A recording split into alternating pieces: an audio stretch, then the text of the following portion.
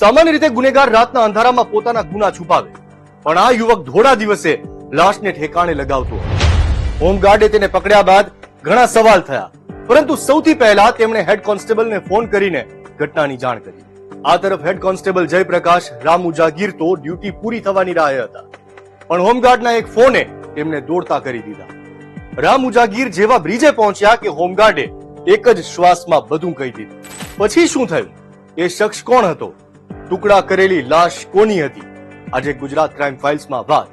દિવસના અજવાળે કાપેલી લાશને જાહેરમાં ફેંકનાર યુવક અને તેના પાપોની કહાની.